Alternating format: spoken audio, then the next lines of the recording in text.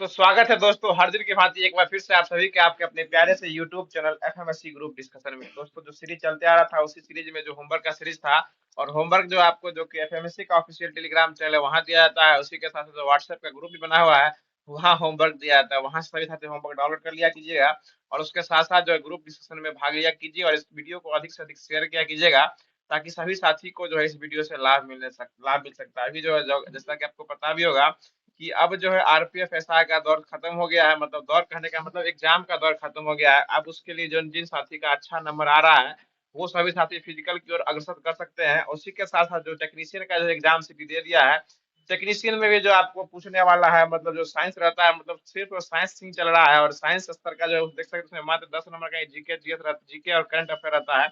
बाकी सब तो आपको साइंस ही देखने को मिलेगा, इसलिए साइंस पे विशेष बल दिया जाता है। और हमारे एक भाई कमेंट भी किए थे कि लुसेंट का सीरीज को पूरा करा दिया कीजिए। तो लुसेंट का जो सीरीज है वो तो रोज चलता ही रहता है, उसमें हर एक पेज को पेज बाय पेज कवर करके दिया ही जाता है। उसी के साथ साथ जो द एग्जाम पोर्टल का पीडीएफ है ना, उसको जो है वो डेली जो है आपको वीडियो के माध्यम से कराने का प्रयास किया जाता है। और इसका जो है पीडीएफ बना के जो है आपको ग्रुप में एक दिन पहले होमवर्क के माध्यम से भी जो है वो दे दिया जाता है। तो हर दिन की भांति जो क्विज जो पूछा जाता है, क्वेश्चन पूछा जाता है वीडियो के लास्ट में, वो क्वेश्चन कल का क्वेश्चन इस प्रकार से हो जाएगा कि किस हार्मोन का मुख्य कार्य जो है ना बुद्धि को नियंत्रित और शरीर का विकास करना हो जाएगा। तो इसका सही जवाब जो है यह थायरक्सिन हार्मोन हो जाएगा। और इसमें बहुत सारे साथी जवाब दिए हैं, लेकिन जो सबसे तेज जवाब दिए उसमें पहले स्थान पे आ जाए हैं प्रशांत बाबू जी आए हैं, जो कि पटना से आए हैं। दूसरे स्थान पे सूरज कुमार जी आए हैं, जो कि ये सूरज कुमार जी जो है दूसरे स्थान पे आए हैं। तीसरे स्थान पे यह आनंद बिहारी जी आए हैं। चौथे स्थान पे वरुण कुमार यादव जी आए हैं। और पांचवें स्थान पे जो है आपको प्रवीण कुमार जी तमिलनाडु से आए हैं। तो ये सभी लोगों को धन्यवाद देना चाहता है कि ये सभी लोग क्यूज के अंदर बने रहते हैं, वीडियो को पूरा सुनते हैं, और क्यूज के लास्ट में जो क्वेश्चन पूछा जाता है उसका सही सही जवाब देने का प्रयास करते हैं। तो क्यूज आज भी शानदार, जो कि हर दिन के भांति होता है, जानदार होने वाला है। डेली का करंट अफेयर के साथ साथ जो है स्टैटिक जीके का फैक्ट बनता है, उसके साथ जो करंट अफेयर का सीरीज जो वीडियो के लास्ट जो कि होमवर्क के लास्ट में दिया रहता है वो भी कराया जाएगा। इसलिए वीडियो के अंत तक बने रहिएगा। और जो भी साथी अभी तक हमारे एफएमएससी चैनल को सब्सक्राइब नहीं किए हैं तो चैनल को सब्सक्राइब कर लीजिए, और नोटिफिकेशन बेल को ऑल पे सेट कर दीजिएगा, ताकि इस कड़ाके की ठंड में जो है सभी लोगों को सब्सक्राइब के माध्यम से राहत मिलने का प्रयास किया जाएगा। तो स्टार्ट करते हैं। बताएगा आज का पहला क्वेश्चन हो जाएगा कि हाल ही में जो है डब्ल्यूएचओ ने आयुष चिकित्सा कोडिंग और रिकॉर्ड दिवस मनाने की घोषणा जो है किस तिथि को किया है? 10 जनवरी को किया है। मैं सब आए क्या? हाँ, 10 जनवरी को जो किया गया, और 10 जनवरी को और दिवस मनाया जाता है। कौन दिवस? विश्व हिंदी दिवस हिंदी दिवस मनाया जाता है। और 10 जनवरी के साथ साथ राष्ट्रीय हिंदी दिवस कब मनाया जाता है? 14 सितंबर 14 सितंबर को जो राष्ट्रीय हिंदी दिवस मनाया जाता है। चलिए अगला क्वेश्चन बता दीजिए। अगला क्वेश्चन हो जाएगा जो आयुष जो है ना, इसका फुल फॉर्म हो जाएगा, जैसे AYUSH होता है, तो A से आयुर्वेद, Y से योग, U से यूनान, S से सिद्ध, होम्योपैथी इसका फुल फॉर्म हो जाएगा। बताइए योगा दिवस कब मनाया जाता है? 21 जून को मनाया जाता है। चलिए अगला क्वेश्चन बताइएगा हाल ही में जो है भारतीय नौसेना ने पहला संयुक्त टेबल टॉप अभ्यास सिनबैक्स 9 वाला सिनबैक्स अभ्यास किसके किसके बीच किया है? ये भारत और कंबोडिया के बीच किया, कल ही कराया गया है। सिम्बैक्स हो जाएगा तो सिंगापुर हो जाएगा, सिलिनेक्स हो जाएगा तो श्रीलंका हो जाएगा, और उसके साथ सिनबैक्स हो जाएगा तो ये कौन हो जाएगा? ये कंबोडिया हो जाएगा। चलिए आगे बताइएगा कि हाल ही में जो है 16 वर्ष से कम आयु के बच्चों के द्वारा सोशल मीडिया पर जो प्रतिबंध लगा दिया है, ये किस देश के द्वारा लगाया गया है? ऑस्ट्रेलिया के द्वारा लगा दिया गया है। आगे बताइए घरचोला हस्तशिल्प को जीआई टैग दिया गया है। घरचोला हस्तशिल्प को जीआई टैग दिया गया है, ये किस राज्य का हो जाएगा घरचोला? ये गुजरात का हो जाएगा। चलिए आगे बताइएगा आईसीसी के वर्तमान में युवा अध्यक्ष कौन बन गए हैं? जय शाह बन गए। ठीक है, बताइएगा कि हॉर्नबिल महोत्सव जो है किस तिथि को मनाया जाता है? 1 दिसंबर को स्टार्ट किया जाता है, और ये फेस्टिवलों का फेस्टिवल है, इसलिए 10 दिन तक चलता है, और 1 से लेके 10 दिसंबर तक हॉर्नबिल फेस्टिवल जो मनाया जाता है। इस बार जो इसमें जो है मुख्य रूप से एक आधिकारिक देश इसमें भाग लिया है, और वो कौन सा देश भाग लिया है? वेल्स क्या लिया है इसमें? भाग लिया है। मतलब आधिकारिक तौर पे कोई देश भाग लिया तो कौन सा देश भाग लिया है? वेल्स जो है भाग लिया है। आगे बताइएगा रमेश बाबू, आपके लिए क्वेश्चन है कि हाल ही में जो है सर्वेक्षण पोत परियोजना के दूसरे जहाज INS निर्देशक का कमीशनिंग समारोह जो है ना वो कहाँ खत्म किया गया है? ये विशाखापट्टनम में किया गया। और विशाखापट्टनम कहाँ पड़ता है? आंध्र प्रदेश में पड़ता है। चलिए अगला क्वेश्चन बताइएगा। अगला क्वेश्चन हो जाएगा जो हाल ही में जो है ना ये आपको WTO का जो है ना महानिदेशक किसे नियुक्त किया गया है? ये नाकोची ओकोजी इवेला को नियुक्त किया गया है। चलिए आगे बताइए। अगला क्वेश्चन है कि हाल ही में जो है ये आपको संयुक्त राष्ट्र वैश्विक उत्कृष्टता पुरस्कार से किसको सम्मानित किया गया है? ये बसंत गोपाल को जो है सम्मानित किया गया है। आगे बताइएगा, अगला क्वेश्चन है कि चर्चा में रहा नवीनतम जिला जो कि उत्तर प्रदेश का बना है, उस जिला का नाम क्या हो जाएगा? महाकुंभ बना है। प्रयागराज तो पहले से जिला बना हुआ है, जो नवीनतम जिला बना है वो कौन बना है? महाकुंभ बना है। और कैमे क्रम का बन गया है? 76वें क्रम का। यह जो है महाकुंभ का आयोजन भी किया गया, और महाकुंभ कितने सालों पर लगता है? 12 सालों पर जो है एक बार जो है लगता है। चलिए आगे बताइएगा, हाल ही में नॉर्वे का पहला टीटी वॉल्डेनर कप 2024 जीतने वाली पहली एशिया टीम में एकमात्र शामिल खिलाड़ी जो है वो कौन बन गई है? ये मनिका बत्रा बनी है। कौन बनी है? मनिका बत्रा जो यह बन चुकी है टीटी। हाँ, मनिका बत्रा। ये टीटी मतलब क्या होता है? टेबल टेनिस होता है। ठीक है, आगे बताइएगा, अगला क्वेश्चन हो जाएगा, जो विश्व समुद्री सम्मेलन 2024 का प्रारंभ कहाँ हुआ है?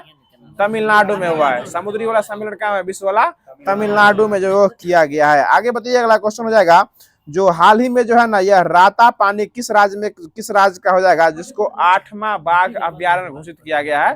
ये मध्य प्रदेश में हो जाएगा। राता पानी बाघ अभ्यारण्य, और बाघ अभ्यारण्य जो ना मध्य प्रदेश में क्या हो गया है? 8 को हो जाएगा, जो कि नवीनतम क्रम का बना है। और 56वें क्रम का जो टाइगर रिजर्व बना है वो कौन बना है? गुरु घासीदास तिमोर पिंगला, जो कहाँ पड़ता है? ये छत्तीसगढ़ का जो है वो पड़ता है। आगे बताइएगा, अगला क्वेश्चन है कि हाल ही में जो है ना भूटान के राष्ट्रीय दिवस में शामिल होने वाले भारतीय प्रतिनिधि जो है ना वो कौन बन गए हैं? भूटान वाला में वो असम के मुख्यमंत्री गण है, जो कि भूटान किससे सटता है? ये असम के बगल में सटता है। इसलिए भूटान के जो है ना आपको राष्ट्रीय दिवस में शामिल होने वाले जो आधिकारिक रूप से देश बने भारत की तरफ से कौन गए थे? हेमंत बिस्वा शर्मा। और ये कहाँ के मुख्यमंत्री हैं? असम। हेमंत बिस्वा शर्मा भी वही ना मुख्यमंत्री है असम के। उसका उत्तराखंड के हैं पुष्कर सिंह धामी। बैठल बैठल खाली उल्टा पुल्टा बोलते हैं। चलिए अगला क्वेश्चन होता है, अगला क्वेश्चन हो जाएगा, चलिए आगे बताइए, अगला क्वेश्चन हो जाएगा कि हाल ही में जो है ना Oxford word of the year जो वह आपको वर्ड घोषित किया गया ऑक्सफोर्ड के द्वारा 2024 में कौन सा वर्ड घोषित किया गया है? ब्रेन रोड जो है इसको घोषित किया गया है। क्या? चलिए बहुत अच्छा है। आगे बताइएगा कि हाल ही में जो है नए आपराधिक कानून को पूरी तरीके से लागू करने वाला पहला शहर कौन बन गया है? ये चंडीगढ़ बन गया है। मतलब नए आपराधिक कानून को पूरी तरह से लागू करने वाला पहला शहर कौन बन गया है? चंडीगढ़ जो है यह बन गया है। बताइएगा 4 दिसंबर को जो है ना नौसेना दिवस मनाया जाता है, और नौसेना दिवस जो है ना यह 4 दिसंबर 2024 को कहाँ मनाया गया? ये पुरी उड़ीसा में मनाया गया। कहाँ मनाया गया है? पुरी उड़ीसा में जो यह मनाया गया है। चलिए आगे बताएगा, इसरो के द्वारा जो है ना C-20 क्रायोजेनिक इंजन का सफल परीक्षण जो है वो कहाँ किया गया है? ये महेंद्रगिरी में किया गया है। कहाँ किया गया है? महेंद्रगिरी। और ये महेंद्रगिरी कहाँ पड़ता है? तमिलनाडु में पड़ता है। ये महेंद्रगिरी उड़ीसा वाला नहीं, ये तमिलनाडु वाला महेंद्रगिरी जो है ये C-20 जो क्रायोजेनिक मिशन का सफल परीक्षण जो किया गया ये महेंद्रगिरी में किया गया, और ये महेंद्रगिरी तमिलनाडु में पड़ता है। चलिए अगला क्वेश्चन बताइएगा कि हाल ही में जो है FIFA best men's player of the year का खिताब जो है किसको दिया गया है? ये आपको दिया गया है विनियस जूनियर को, जो ये अवार्ड दिया गया। किसको दिया गया है? Vilnius juniors. ये फीफा का जो है ना बेस्ट क्रिकेट बोल रहे हैं, best men's player of the year जो दिया गया है ये दिया गया है विनियस जूनियर को दिया गया है। और महिला में किसको दिया गया है? एंटाना बोनामटी को दिया गया है। चलिए आगे बता दीजिएगा, अगला क्वेश्चन है, ये जो है ना विनियस जूनियर किस देश के संबंध है? ये ब्राजील से संबंधित है। किस देश से संबंधित है? ये ब्राजील से ये संबंधित हो जाएंगे। और महिला वाला जो हो जाएंगे ना एंटाना बोनामटी, वो कहाँ के हैं? वो स्पेन के हो जाएंगी। ठीक है, आगे बताइएगा कि फीफा की स्थापना कहाँ किया गया, कब किया गया था? 1904 में किया गया था। और उसका मुख्यालय कहाँ पड़ता है? ज्यूरिख में पड़ता है। और इसके वर्तमान में अध्यक्ष कौन है फीफा के? हाँ, गियानी इन्फिंटो जो है इसके वर्तमान में अध्यक्ष हो जाएंगे। चलिए अगला क्वेश्चन बताइए, अगला क्वेश्चन है जो बता दीजिएगा कि इस बार जो है ना 2024 में जो है ना वो जो कि सार्वजनिक वितरण प्रणाली के द्वारा जो है इसको आप जो है वो आप क्या कर सकते हैं? मुख्य रूप से डीलर कर सकते हैं। उसके द्वारा एक ऐप लॉन्च किया गया, और उस ऐप का नाम क्या है? अन्न चक्र। क्या नाम है उसका? अन्न चक्र। अन्न वाला नहीं, जो खाने वाला अन्न होता है वो अन्न चक्र जो है उसको लॉन्च किया गया है। बताइएगा कि हाल ही में जो है, हाँ, जो 5 किलो में 200 ग्राम मार लेता है वो वाला। आगे बताइएगा, हाल ही में जो है 6 दिसंबर को मनाए गए महापरिनिर्वाण, 6 दिसंबर को मनाया गया किसका ये मृत्यु तिथि था? ये भीमराव अंबेडकर का। अभी बहुत चर्चा में है भीमराव अंबेडकर से शायद मल्लिकार्जुन खड़गे फिर बोले कि माफी मांगे। अमित शाह के द्वारा बोला गया है कि माफी मांगे, बार बार बोल रहे हैं। बताइएगा भीमराव अंबेडकर का समाधि स्थल किस भूमि के नाम से प्रसिद्ध है? क्षेत्रा भूमि से संबंधित, क्षेत्रा भूमि के नाम से जो है वो संबंधित है। वकील साहब इतना क्रोध में नहीं आइए आप।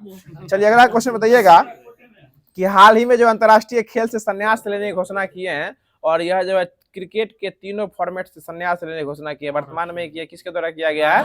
आर अश्विन के द्वारा जो वो किया गया, और इसका संबंध किससे हो जाएगा? क्रिकेट से। और किस राज्य से हो जाएगा? ये तमिलनाडु से हो जाएंगे। ये आपका तमिलनाडु से थे, बांग्लादेश के खिलाफ इनका लास्ट टेस्ट मैच था, उसके बाद क्या हो गया? ये संन्यास जो है ये ले लिया। ऑस्ट्रेलिया के खिलाफ खेला गया था, मतलब उनको चुना गया था, मतलब प्लेइंग 15 में रखा गया था कि उतारा नहीं गया था कोई, और यह जो है संन्यास ले लिए थे। चलिए अगला क्वेश्चन बताइएगा। ये जो है ना आपको ऑलराउंडर की श्रेणी में इनको गिनती किया जाता है, क्योंकि ये जो है ऑफ स्पिनर भी हो जाएंगे और जो है ये बैटिंग भी जो है वो कर लेते हैं। चलिए अगला क्वेश्चन बताइएगा। और यह जो है ना आप जो है ना पहला मैच जो खेले थे ना वो डेब्यू किए थे, ये वेस्ट इंडीज के खिलाफ किए थे, 2011 में किए थे, डेब्यू किए थे, ठीक है ना। चलिए अगला क्वेश्चन बताइए। अगला क्वेश्चन हो जाएगा जो विजय हजारे ट्रॉफी जो है ना वो किससे संबंधित है? ये क्रिकेट से हो जाएगा। और सैयद मुश्ताक अली ट्रॉफी भी क्रिकेट से। और सैयद मुश्ताक अली ट्रॉफी किस मतलब फॉर्मेट का खेल होता है? ये T20 का। इस बार जो सैयद मुश्ताक अली ट्रॉफी कुछ दिन पहले ही खत्म हुआ है, इसको कौन हारा है? ये मध्य प्रदेश हारा है। जीता कौन है इसको? मुंबई जो जीता। और जो जीता है उसका कप्तान हो जाएगा श्रेयस अय्यर, उसके कप्तान हो जाएंगे। देवधर और दिलीप ट्रॉफी किस खेल संबंधित है? क्रिकेट से संबंधित है। और सीके नायडू ट्रॉफी भी क्रिकेट से। और क्रिकेट का भीष्म पितामह किसे कहा गया है? सीके नायडू का क्या कहा गया है? क्रिकेट का भीष्म पितामह कहा गया है। बताइएगा कि ईरानी ट्रॉफी और रणजी ट्रॉफी किससे संबंधित है? ये क्रिकेट से ही संबंधित जो है वो हो जाएगा। चलिए आगे बता दीजिए। क्वेश्चन है कि आरबीआई के जो गवर्नर है वर्तमान में जो बनेंगे अभी, वो संजय मल्होत्रा। हाँ, संजय मल्होत्रा जो बन गए हैं वो कैमे क्रम के बने हैं? 26वें क्रम के। संजय मल्होत्रा वाला बड़ा कंफ्यूजन होता है, संजय मूर्ति है, वो संजय मल्होत्रा भी है। चलिए अगला क्वेश्चन बताइएगा। हाँ, वो सीएजी है और मल्होत्रा साहब जो है ना वो क्या है? आरबीआई के गवर्नर बने। और एक बाला बने हैं, जो कौन सी बाला है? जो 14वां सूर्या वाला। हाँ, सूर्या वाला जिनको ब्याज सम्मान दिया गया 14वें क्रम का, उनका नाम क्या जाएगा? सूर्या बाला हो जाएगी। चलिए आगे बताइएगा।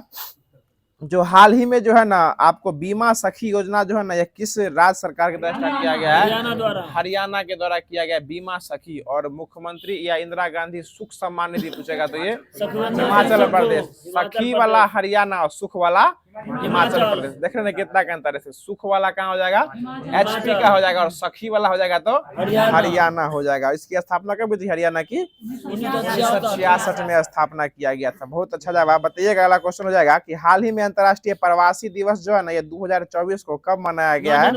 ये अंतर्राष्ट्रीय प्रवासी दिवस जो है ये 18 दिसंबर को जो है वो मनाया गया है।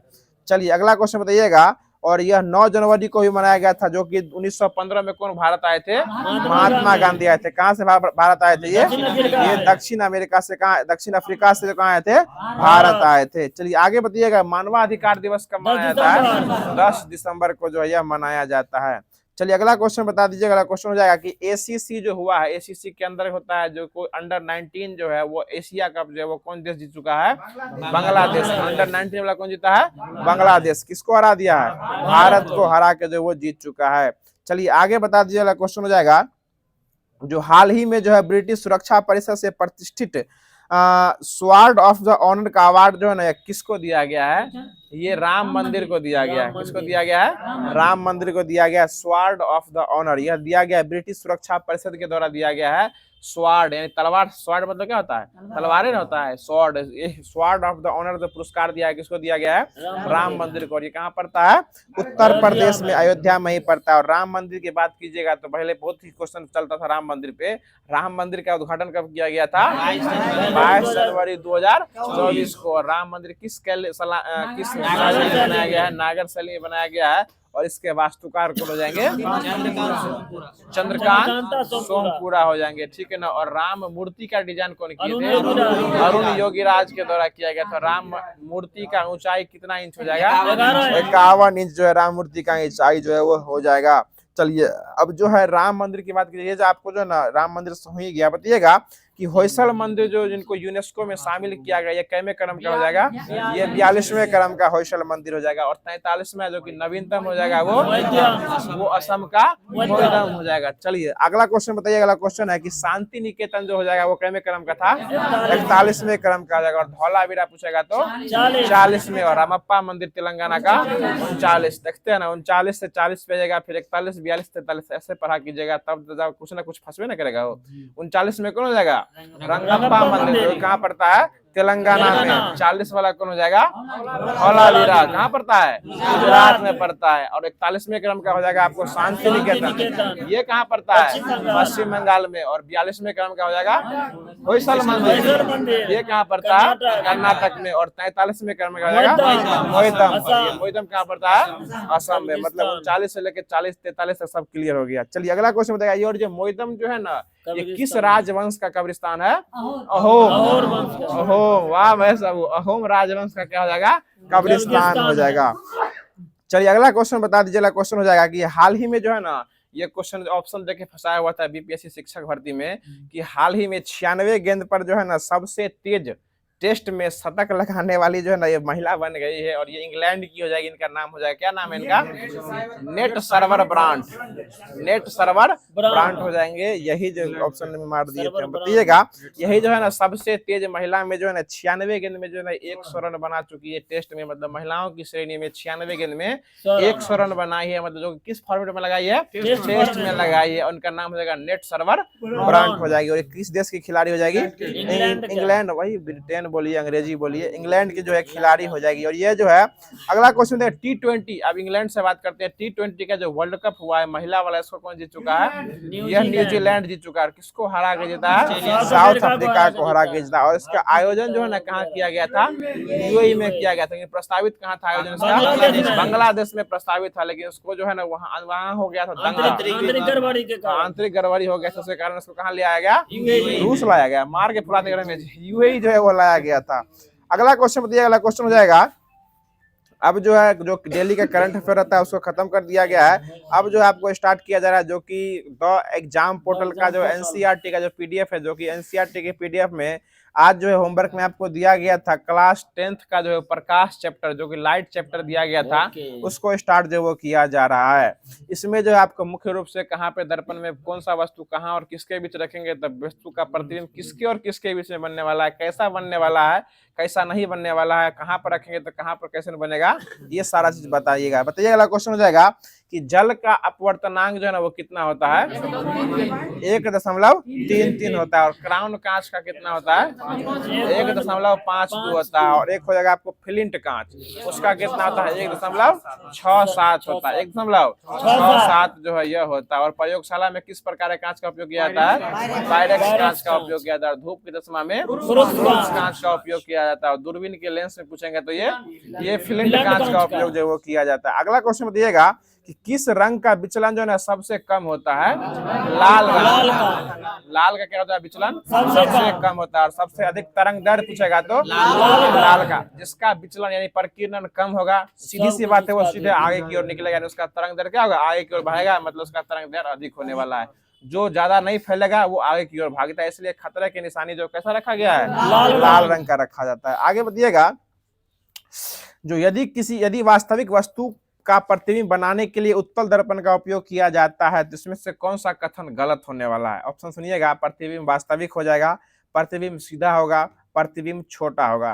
तो ये क्या होगा? प्रतिबिंब वास्तविक होगा। यह आपको उत्तल दर्पण का उपयोग जो होगा, इसमें यह कथन जो है ये गलत हो जाएगा। चलिए आगे बताइएगा, एक उत्तल दर्पण के सामने कोई वस्तु रखेंगे तो उसका प्रतिबिंब जो है ना, उत्तल दर्पण के सामने रख रहे हैं तो उसमें जो प्रतिबिंब जो है यह ध्रुव और फोकस के बीच रखेंगे, ध्रुव और फोकस के बीच रखेंगे तो उसका प्रतिबिंब जो है ना वस्तु से कैसा बनेगा? ये छोटा बनेगा, वस्तु से छोटा और आभासी जो है यह बनने वाला है। इसमें छोटके बनता है उत्तल में। आगे बताइएगा, अगला क्वेश्चन है कि जब वस्तु को कहाँ पर रखा जाता है तो अभिसरण लेंस में कोई प्रतिबिंब बनता ही नहीं है। तो ये आपको फोकस बिंदु पर, यानी कि जिसको फोकस बिंदु कहते हैं, वहां पर रखिएगा तो उसका कोई प्रतिबिंब जो है वो नहीं बनता। ये किस लेंस में नहीं बनेगा? अभिसरण लेंस। और अभिसरण लेंस को कौन सा लेंस कहते हैं? उत्तल लेंस कहा जाता है। इसी को अपसारी या अभिसारी लेंस जो है, या सॉरी अभिसारी लेंस या अभिसरण लेंस भी कहा जाता है।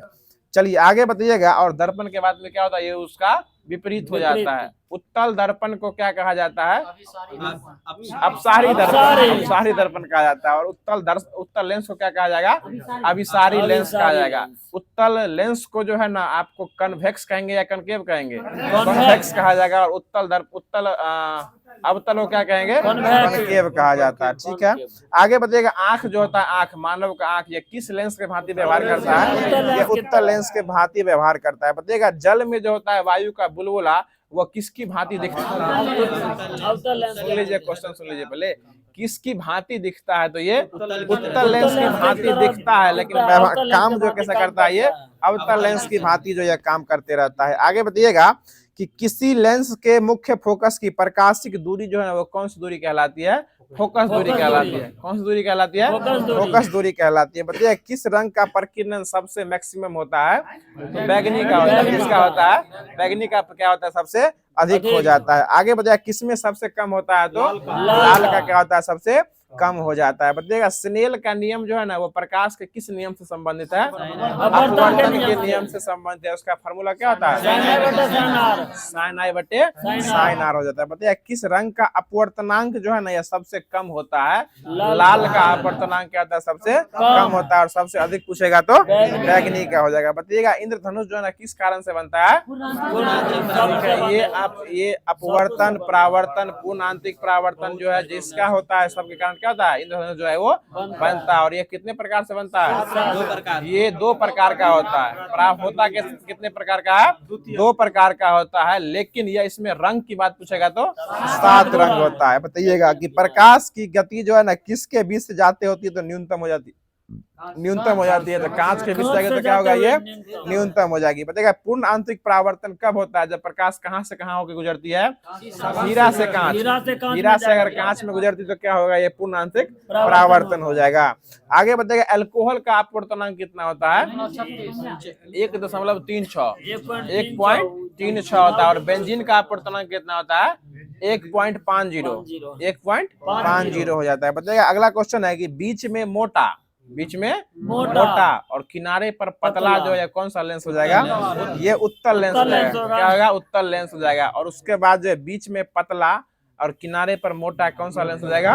ये अवतल लेंस हो जाएगा। और लेंस की क्षमता का ऐसा है मात्रा क्या है? डायोप्टर हो जाएगा। बताइएगा लेंस बनाने में किसका प्रयोग जो है ना वो नहीं किया जाता है? ये ऑप्शन से मिट्टी का प्रयोग जो है वो नहीं किया जाता है। बताइएगा कि उत्तल लेंस को और कौन सा लेंस कहा जाता है? अभिसारी लेंस।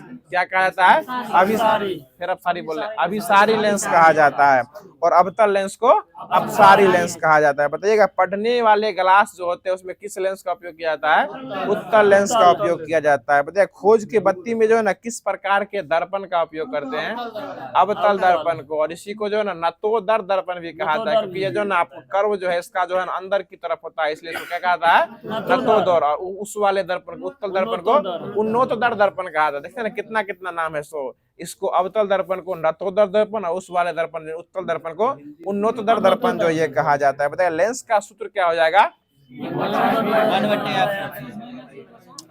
चलिए 1/f बराबर 1/v माइनस 1/u। और दर्पण में क्या जाएगा? प्लस जो है ये हो जाएगा। बताइएगा कि किस लेंस के द्वारा सिर्फ काल्पनिक प्रतिबिंब बनता है? तो अवतल लेंस के द्वारा। लेंस है ये, अवतल लेंस के द्वारा हमेशा क्या बनता है? काल्पनिक प्रतिबिंब बनता है। बताइएगा बेंजीन का अपवर्तनांक कितना होता है? 1.50 होता है। ठीक है, आगे बताइएगा कि सरल सूक्ष्मदर्शी में किस लेंस का उपयोग किया जाता है? उत्तल लेंस का उपयोग किया जाता है। और लेंस की क्षमता को जो है ना किससे व्यक्त किया जाता है? ये इसको जो है ना फोकस दूरी के व्युत्क्रम से व्यक्त किया जाता है और मापा जाता है ना, डायोप्टर में इसको मापा जाता है।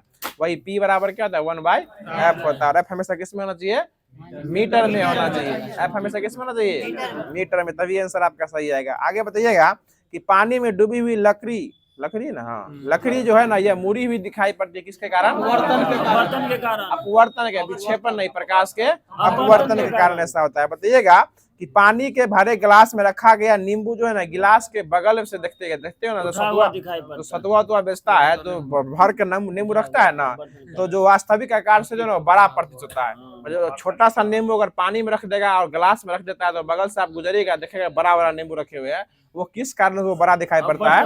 ये प्रकाश के अपवर्तन के कारण ही बड़ा दिखाई पड़ता है। सिक्का डुबाते हैं तो वो थोड़ा सा उठा हुआ जो वो भी अपवर्तन के कारण ऐसा होता है। बताइएगा कि तारपीन के तेल का अपवर्तनांक कितना होता है? 1.47 1.47 होता है। और किरोसिन का पूछेगा तो 1.44 हो जाएगा। और बर्फ का कितना होता है?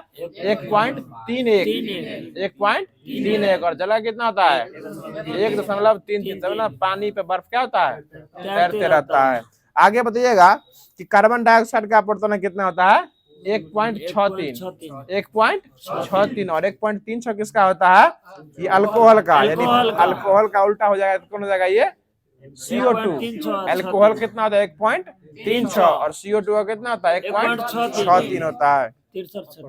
बताइएगा कि विरल माध्यम में प्रकाश की चाल कम होती है या अधिक होती है? अधिक होती है। चलिए आगे बताइएगा, जो यदि किसी वस्तु को अवतल दर्पण के वक्रता के केंद्र पर रखेंगे तो उसका प्रतिबिंब जो है, यानी अवतल दर्पण में C पर रख रहे हैं तो कैसा बनेगा? CA पर बनेगा। मतलब C बराबर C है, एकदम जैसा रखेंगे वैसा ही क्या होगा? प्रतिबिंब दिखाई पड़ेगा। बताइए गोलीय दर्पण के परावर्तक पृष्ठ के केंद्र बिंदु को क्या कहा जाता है?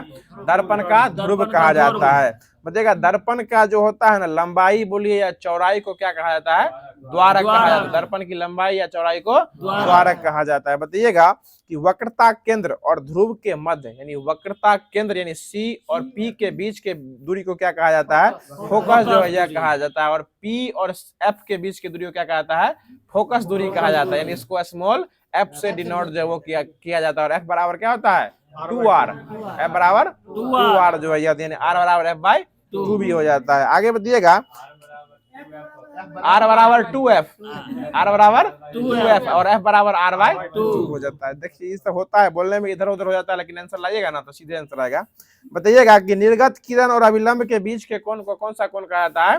निर्गत कोण कहा जाता है। निर्गत किरण और अभिलंब के बीच के कोण को निर्गत कोण कहा जाता है। ठीक उसी प्रकार आपतित किरण और आपतन और अभिलंब के बीच को आपतन कोण कहा जाएगा। यानी इधर से किरण आएगा और अभिलंब के बीच में जो कोण बनेगा उसको आपतन कोण, और रिटर्न होके जो आपको किरण जाएगा वो, और अभिलंब के बीच का जो कोण बनेगा उसको परावर्तन कोण या निर्गत कोण जो है वो कहा जाता है। चलिए अगला क्वेश्चन बताइएगा, जो किसी छोटे दर्पण की सहायता से ऊंचे भवन या पेड़ की पूर्ण लंबाई देख सकते हैं तो वो दर्पण कौन सा होने वाला है? उत्तल दर्पण होगा। यानी वस्तु से छोटा प्रतिबिंब कौन दिखाता है? उत्तल दर्पण। यानी बड़े से बड़े मकान हो या पेड़ हो या बड़ा से बड़ा गाड़ी जो है ना छोटे दर्पण में इसमें जो है वो समा जाता है। इसलिए गाड़ियों के साइड मिरर में इसका उपयोग जो है वो किया जाता है, ताकि जितना बड़ा से बड़ा गाड़ी हो या छोटा गाड़ी जो है उसमें आ जाता है। इसका ये मतलब नहीं है कि वो बड़ा गाड़ी तो उस दर्पण में नहीं एडजस्ट कर पाएगा, समझ रहे हैं ना। चलिए आगे बताइएगा कि गोलीय लेंस की वृत्ताकार रूपरेखा जो है ना इसका प्रभावी विकास जो होता है, यानी उस प्रभावी विकास जो है ना वो दर्पण की क्या कहलाती है? चौड़ाई कहलाती है। और उसी को द्वारक भी जो है वो कहा जाता है। बताइएगा कि आपतन कोण परावर्तन कोण के बराबर होता है, किसका नियम हो जाएगा? देखिए यही आपको परावर्तन का नियम हो जाएगा, समझ रहे हैं ना भाई। ना बोले कि फंसिएगा जहां जाए वहां पर हम फंसाएंगे आपको कि आपतन कोण और परावर्तन कोण जब बराबर हो जाएगा तो किसका नियम हो जाएगा? ये परावर्तन का नियम हो जाएगा। और परावर्तन के कितने नियम है? 2 नियम है, ठीक है ना। आपतित किरण, परावर्तित किरण और अभिलंब तीनों ये क्या होते हैं? एक ही तरह में होते हैं। और आपतन कोण सदैव परावर्तन कोण के बराबर होते हैं, समझ रहे हैं ना महेश बाबू। चलिए अगला क्वेश्चन बताइएगा, जो किसी माध्यम में जो है ना अपवर्तनांक का मान जो होता है उसके निकालने के लिए एक सूत्र दिया गया था, उसी को स्नेल का नियम कहा जाता है। और यह सूत्र क्या हो जाएगा? sin I/sin R। समझ गए रमेश बाबू। आगे बताइएगा कि एक लेंस की जो शक्ति जो है ना ये +2.0 डायोप्टर है, तो इसकी फोकस की लंबाई कितना मीटर हो जाएगी? 0.5 मीटर हो जाएगी। 0.5 मीटर हो जाएगी। हाँ 50 सेंटीमीटर में हो जाएगा। वही ना, इसका आंसर हमेशा किस में आता है? सेंटीमीटर में। मीटर में आता है। इसका आंसर किस में आता है? मीटर में। लेकिन आपको ऑप्शन में दिया रहेगा पहले सेंटीमीटर में, लेकिन इसका सही आंसर क्या होगा? हमेशा मीटर में लाना है। आगे बताइएगा कि यदि किसी वस्तु को अवतल दर्पण के वक्रता केंद्र पर रखा जाता है तो उसका प्रतिबिंब जो है ना कैसा बनेगा? वही सेम बनेगा। जहां सी पर रखेंगे तो कैसा बनेगा? सी पर बनेगा। यानी अवतल दर्पण में सी बराबर क्या होता है? सी हो जाएगा। आगे बताइएगा कि किस दर्पण को अभिसरण दर्पण भी कहा जाता है? तो अवतल दर्पण, वही ना बोले अवतल। उत्तल लेंस में अभिसरण लेंस होगा, दर्पण पूछेगा तो क्या होगा? इसका उल्टा कर देना। एगो याद रखिए हमेशा कि उत्तल लेंस को अभिसारी लेंस कहा जाता है, और उसका ठीक उल्टा कर दीजिएगा तो उधर अभिसारी लेंस होगा तो इधर क्या हो जाएगा? अपसारी दर्पण हो जाएगा। उधर लेंस होगा, इधर क्या होगा? दर्पण में जस्ट उलट जाएगा। तो आपको दर्पण में पूछेगा कि अभिसारी दर्पण किसको कहेंगे तो क्या हो जाएगा? अवतल दर्पण हो जाएगा। क्या होगा? अवतल दर्पण होगा। उत्तल लेंस हो जाएगा तो अभिसारी लेंस हो जाएगा, ठीक है ना। और अपसारी दर्पण पूछेगा तो कौन हो जाएगा? उत्तल दर्पण हो जाएगा। उत्तल दर्पण हो जाएगा। एगो याद रखिए, और दर्पण में उसको क्या करना है? उसको उलट पलटी मार देना है। आगे बताइएगा कि जब एक वस्तु को अवतल दर्पण के वक्रता केंद्र से बाहर रखेंगे, अवतल दर्पण में वक्रता केंद्र से बाहर रखेंगे तो प्रतिबिंब किसके और किसके बीच बनेगा? ये एफ और सी के बीच में बनेगा। सी और एफ के बीच में प्रतिबिंब जो है बनने वाला है। आगे बताइएगा कि लेंस की जो शक्ति होती है ना, यह किसके व्युत्क्रमानुपाती कर्मानुपाती होती है? तो उसके फोकस के क्या होती है? फोकस दूरी क्या होती है? व्युत्क्रमानुपाती कर्मानुपाती होती है। यानी डी पी बराबर क्या होता है? 1/f जो है ये हो जाता है। बताइएगा कि गोलीय दर्पण के परावर्तक पृष्ठ को दर्पण का क्या कहा जाता है? ध्रुव कहा जाता है। दर्पण का ध्रुव, यानी दर्पण के परावर्तक केंद्र के बिंदु को दर्पण का ध्रुव कहा जाता है। बताइएगा अवतल दर्पण में किस स्थिति पर जो है ना प्रतिबिंब की आकार वस्तु के आकार के बराबर होती है? जब वस्तु कहाँ रहेगा? सी पर रहेगा। तुरंत बताया अवतल दर्पण में जब वस्तु और प्रतिबिंब दोनों बराबर होगा तो किस पे होगा? वो सी पर होने वाला है। बताइएगा कि एक दर्पण की वक्रता की फोकस लंबाई और त्रिज्या के बीच संबंध आर बराबर क्या होता है? आर बराबर 2f हो जाएगा। और एफ बराबर क्या होता है? r/2। आर कौन होगा? बड़का की छोटका? देखिए आर हो जाएगा बड़का और एफ क्या हो जाएगा? छोटा। एफ हमेशा स्मॉल एफ जो है फोकस दूरी को डिनोट करता है, और कैपिटल आर जो जाएगा वक्रता त्रिज्या, केंद्र नहीं वक्रता त्रिज्या को डिनोट करता है। आगे बढ़िएगा, प्रकाश जो है ना किसका एक रूप हो जाएगा? ऊर्जा का एक रूप हो जाएगा। प्रकाश ऊर्जा का क्या हो जाएगा? रूप हो जाएगा। बताइएगा अगला क्वेश्चन है कि प्रकाश की चाल सबसे पहले किसके द्वारा ज्ञात किया गया था? रोमर के द्वारा ज्ञात किया गया था। प्रकाश कैसी तरंग हो जाएगी? अनुप्रस्थ तरंग। और कल जो है आपको तरंग के बारे में भी कुछ चर्चा किया गया था। तरंग जो है ना, यह अनुप्रस्थ तरंग का अन्य नाम क्या हो जाएगा? विद्युत चुंबकीय तरंग जो है यह हो जाएगा। और अल्फा और बीटा ये आपको कैसी तरंग है? ये अनुदैर्घ्य तरंग हो जाएगा। अल्फा और बीटा कैसी तरंग है? अनुदैर्घ्य तरंग हो जाएगा। और गामा जो है ना, ये कैसा हो जाएगा? ये अनुप्रस्थ तरंग हो जाएगा। बताया कैनाल रे, कैथोड रे, ये सब कैसा किरण हो जाएगा? ये अनुदैर्घ्य हो जाएगा। कैसा हो जाएगा? अनुदैर्घ्य तरंग हो जाएगा। ध्वनि भी कैसा हो जाएगा? अनुदैर्घ्य तरंग हो जाएगा। बाकी प्रकाश कैसा हो जाएगा? अनुप्रस्थ हो जाएगा। अल्फा कैसा हो जाएगा? अनुदैर्घ्य हो जाएगा। ठीक। गामा कैसा हो जाएगा? अनुप्रस्थ हो जाएगा। ठीक ना। एक्स किरण कैसा हो जाएगा? अनुदैर्घ्य होगा। अनुप्रस्थ हो जाएगा। एक्स किरण कैसा होगा? अनुप्रस्थ हो जाएगा। चलिए अगला क्वेश्चन देगा। एक्स रे आपको अनुप्रस्थ नहीं होगा, सो बताइए। अगला क्वेश्चन देगा, यदि आपतन कोण का मान जो है ना 60 डिग्री है तो परावर्तन कोण का भी कितना हो जाएगा? 60 डिग्री ही मान हो जाएगा। बताइएगा कि उत्तल दर्पण की फोकस लंबाई जो है ना वो क्या होती है? पॉजिटिव या निगेटिव? उत्तल का पॉजिटिव होता है और अवतल का निगेटिव। अवतल दर्पण हो या लेंस हो, उसका हमेशा क्या होगा? एफ जो हमेशा निगेटिव ही होने वाला है। चलिए आगे बताइएगा कि किस दर्पण में जो है ना केवल आभासी प्रतिबिंब बनता है? तो समतल दर्पण या उत्तल दर्पण? समतल या उत्तल दर्पण हमेशा कैसा प्रतिबिंब बनता है? आभासी प्रतिबिंब बनता है। और आभासी मतलब क्या होता है? सीधा या उल्टा? आभासी मतलब सीधा बनता है, और वास्तविक मतलब क्या होता है? उल्टा। इसलिए अवतल दर्पण में प्रतिबिंब आभासी बनता है और क्या होता है? अवतल दर्पण में वास्तविक बनता है और ये उल्टा बनता है। लेकिन समतल और उत्तल में हमेशा कैसा होता है? आभासी को काल्पनिक बोलिए, इसलिए वो कैसा बनता है? सीधा बनता है। और सीधा बनता है, लेकिन इसमें एक और बात है कि समतल दर्पण में जब प्रतिबिंब काल्पनिक बनता है तो ये पार्श्व विवर्तन का भी काम किया करता है। जो कि पार्श्व रूप से उल्टा दिखाई पड़ता है। आप खड़े रहिएगा तो इसका ये मतलब नहीं है कि आपका मुड़ी और पाँव ऊपर नीचे हो जाएगा। पार्श्व मतलब आप लेफ्ट उठा रहे हैं तो क्या हो जाएगा वो राइट। अगर आप दाहिने हाथ से खाएगा दर्पण में देख के तो क्या रहेगा बायां हाथ उठ रहा है, समझ रहे ना। और बाएं हाथ का वोट आपको पता होना चाहिए। अगला क्वेश्चन बताइएगा कि काल्पनिक प्रतिबिंब जो है ना हमेशा कैसा होता है, सीधा होता है या टेढ़ होता है? ये हमेशा कैसा होता है, सीधा होता है। चलिए आगे बताइएगा कि फिर वही क्वेश्चन है कि निर्गत किरण और अभिलंब के बीच को कौन सा कोण कहा जाता है, निर्गत कोण। और वही पूछेंगे आपतित किरण और अभिलंब के बीच के कोण को आपतन कोण जो है वो कहा जाता है। आगे बताइएगा जो प्रकाश के क्वांटम सिद्धांत जो है किसके द्वारा दिया गया था? ये आइंस्टीन के द्वारा दिया गया था। प्रकाश का क्वांटम सिद्धांत आइंस्टीन के द्वारा दिया गया था। और सिर्फ क्वांटम थ्योरी जो है ना किसके द्वारा दिया गया था? ये मैक्स प्लांक के द्वारा दिया गया था। वही प्रकाश लगा देता है तो इसी के द्वारा बोला गया था कि प्रकाश जो है ये छोटे छोटे बंडलों के रूप में आगे की ओर गति करते हैं, जिनको क्या कहता है, फोटोन कहा जाता है। ये किसके द्वारा बोला गया था? अल्बर्ट आइंस्टीन के द्वारा बोला गया था। मतलब बहुत नजदीक से आपको वापस लाने का काम जो वो कर देगा एग्जाम में। चलिए अब जो स्टार्ट जो है वो किया जा रहा है, जो कि आपको लुसेंट बुक के माध्यम से स्टार्ट किया जा रहा था। और कल जो हमने तरंग गति की चर्चा किए थे और हमने ये भी बताया था कि जितना भी विद्युत चुंबकीय तरंग होता है इसका परिसर जो है किसके और किसके कितने मीटर के बीच होता है?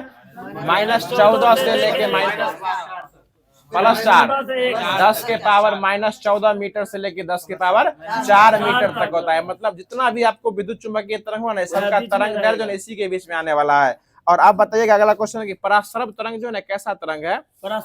ये अनुदैर्घ्य तरंग हो जाएगा। कैसा होगा? अनुदैर्घ्य तरंग हो जाएगा। आपको एग्जाम हॉल में जो है ना कभी कभी जो है इसका परिसर पूछ देता है, यानी तरंग दैर्घ्य पूछ देता है। और हमेशा याद रखिए आपको अगर तुक्का भी मारना होगा ना तो आप 10 के पावर -14 से लेकर 10 के पावर 4 के बीच में आप रख सकते हैं। बाकी तो समझ सकते हैं क्योंकि इसका हमेशा रेंज जो इसी के बीच में होने वाला है। बताइएगा गामा किरण जो है ना, गामा किरण इसका खोज किसके द्वारा किया गया था? पॉल विलार्ड के द्वारा किया गया था। हाँ पॉल विलार्ड ही बोल रहे हैं, आप सो गए थे हमको लग रहा है। अगला क्वेश्चन बताइएगा कि एक्स किरण की खोज किसके द्वारा किया गया था? रोंटगन के द्वारा किया गया था। बताइएगा कि दृश्य विकिरण की खोज किसके द्वारा किया गया था? दृश्य विकिरण न्यूटन के द्वारा किया गया था, ठीक ना। और आपको अवरक्त किरण पूछेंगे ना, ये हर्शल के द्वारा किया गया था। आगे बताइएगा लघु रेडियो तरंग की खोज किसके द्वारा किया गया था? वो हर्टज के द्वारा किया गया था। और लघु वाला में हर्टज और मार्कोनी जो है वो दीर्घ रेडियो तरंग में जो है वो हो जाएंगे। आगे बताइएगा अगला क्वेश्चन है किस तरंग की क्षमता जो है ना वो विद्युत चुंबकीय तरंग होते हुए भी इसकी क्षमता सबसे अधिक होती है? तो ये गामा किरण की विद्युत क्षमता क्या होती है? सबसे अधिक होती है। इसलिए इसका उपयोग जो है ना नाभिकीय अभिक्रिया और कृत्रिम रूप से रेडियोधर्मिता में इसका उपयोग जो है वो किया जाता है। आगे बताइएगा कि किस तरंग का उपयोग जो है चिकित्सा और औद्योगिक क्षेत्र में किया जाता है? एक्स किरण का उपयोग कहाँ किया जाता है? चिकित्सा और औद्योगिक क्षेत्र में इसका उपयोग जो है वो किया जाता है। आगे बताइए अगला क्वेश्चन है कि किस तरंग के कारण कोई वस्तु हमें दिखलाई पड़ती है?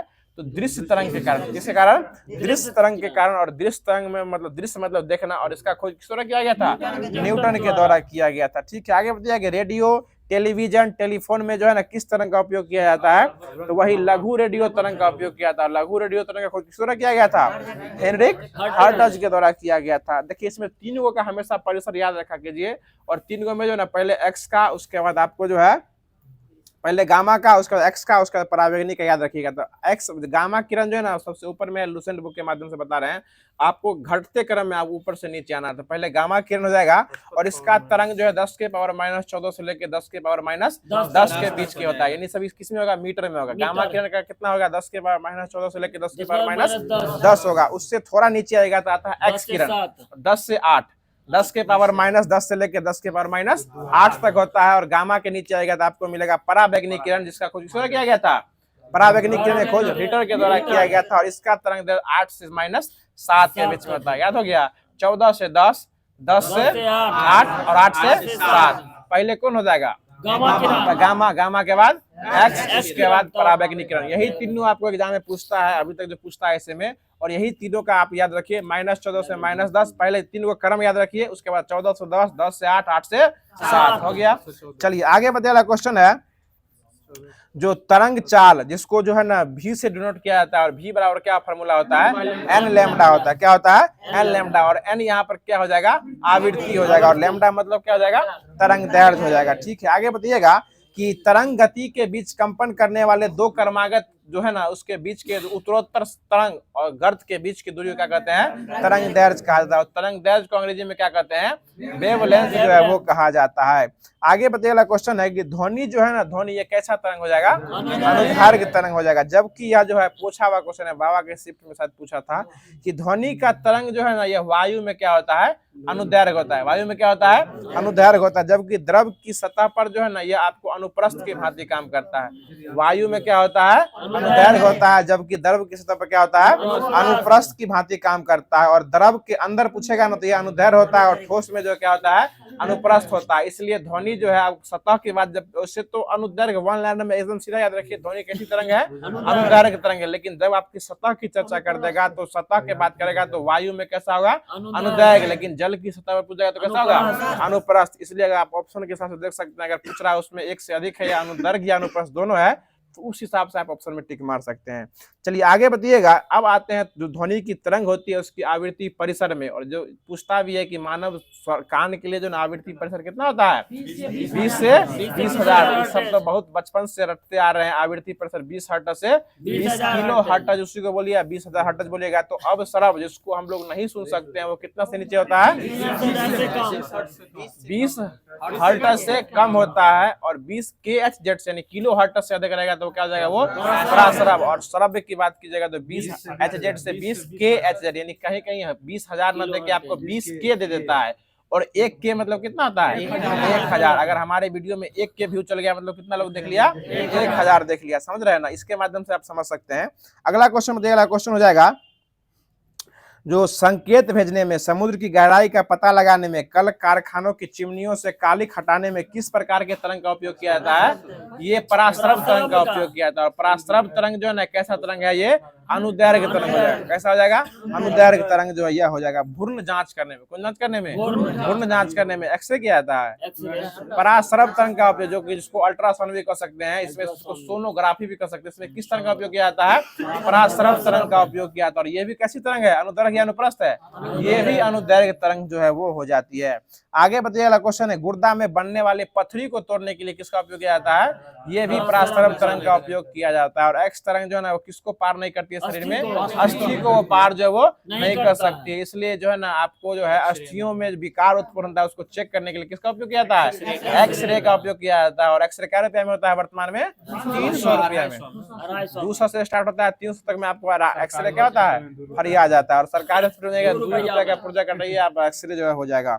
चलिए अगला क्वेश्चन दिएगा। अब जो है वायु का जो ध्वनि के चाल जो है यह आपको जो है 0 डिग्री सेल्सियस पर जो है कितना किसमें होता है, किस माध्यम में कितना होता है, इस बताइए, बताने का प्रयास कीजिएगा। बताइएगा वायु में ध्वनि की चाल जो है ना कितना होती है, 332 मीटर प्रति सेकंड होती है। और ध्वनि की चाल जो है ना ये जल में कितनी होती है, 1483। जल में कितना होता है, 1483 हो जाएगा। और लोहा में पूछेगा तो कितना होगा, 5130। सबसे अधिक किसमें होता है, एल्युमिनियम में, और वो होता है 6420 हो जाता है। और हाइड्रोजन में पूछेगा तो कितना होता है, 1269।